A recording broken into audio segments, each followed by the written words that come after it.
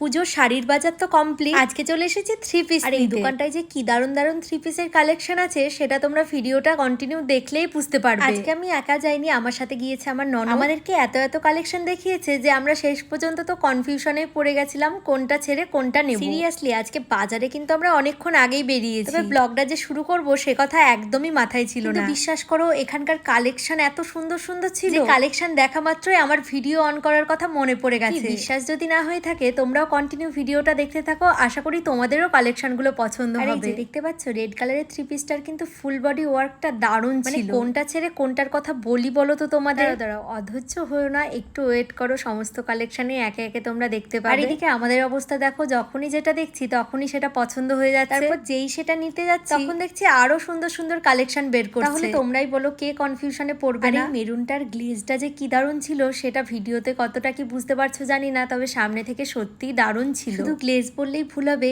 এর সাথে যে প্যান্টটা ছিল কাজটা তো অবশ্যই সুন্দর ছিল। আবার অন্য যে সমস্ত প্লাজো দেখা যায় তার থেকে কিন্তু অনেকটাই ইউনিক ছিল। এটা এতটাই পছন্দ হয়েছে যে সঙ্গে সঙ্গে কিন্তু গায়ে ধরে দেখছিলাম কেমন মানাচ্ছে। তোমরাও কিন্তু অবশ্যই জানিও এটাতে আমাকে কেমন লাগবে। এতক্ষণ তো মোটামুটি গর্জিয়াস টাইপের অনেকগুলো থ্রি পিস দেখে নিলাম, এবারে দেখবো হচ্ছে নর্মালের উপরে কিছু কুর্তি। এগুলোকে নর্মাল বললাম বলে আবার একদমই নর্মাল ভেবো না, তোমরা দেখলেই বুঝতে পারবে কতটা নতুনত্ব ডিজাইন। পুজোতে কিন্তু সব রকমই লাগে, গর্জেস গুলো তো অবশ্যই লাগবে, তার সাথে যদি নর্মালও হয়ে যায় সেটাতেও কিন্তু কোনো ক্ষতি নেই। প্রত্যেকটারই কাপড়গুলো কিন্তু ভীষণ সফট ছিল, লং জার্নি হোক বা রেগুলার পরার জন্য এগুলো কিন্তু একদম বেস্ট কালেকশন। আমার যেসব থ্রি পিস বা কুর্তির কালেকশন দেখো বেশিরভাগটাই কিন্তু এখান থেকেই নেওয়া। এমনকি এখন যেটা পরে আছি এটাও কিন্তু এই দোকানে। যতবারই এই দোকানটার ভিডিও করেছি সব থেকে বেশি কমেন্ট এসেছে এই দোকানটা কোথায়। এই এক কথা রিপ্লাই দিতে দিতে আমার তো পুরো হাত ব্যথা হয়ে গেছিল। আমি বেশিরভাগ ভিডিওতেই বলে দিই, তারপরেও আমি কেন জানি না ভিডিও দেখার পরেও মানুষ কেন এই কমেন্টটা বারবার করে। সবাইকে এটাই বলবো ভিডিওগুলো কন্টিনিউ দেখো, তাহলেই কিন্তু সবটাই জেনে যাবে, কারণ প্রত্যেকটা ভিডিওতেই আমি দোকানের অ্যাড্রেস ডিটেলসে সবকিছুই দিয়ে দিই। যাই হোক, একটু আগে হয়তো লক্ষ্য করেছো মাশরু বেনারসি যেগুলো এখন উঠেছে, মানে খুব ট্রেন্ডিং এ চলছে, সেই কাপড়ের কিন্তু কুর্তিও বেরিয়ে গেছে। তোমাদেরকে বলছি না, নতুনত্ব যত কালেকশন সব কালেকশনই মনে হয় এই দোকানেই দেখা যায়। আসার পর থেকে তো মোটামুটি থ্রি পিসের মধ্যে এতটাই ডুবে গেছি যে ঘড়িতে কটা বাজে না বাজে কিছুই লক্ষ্য করিনি। তখন রাত ওই 9:20 কি 25 মতো বাজে।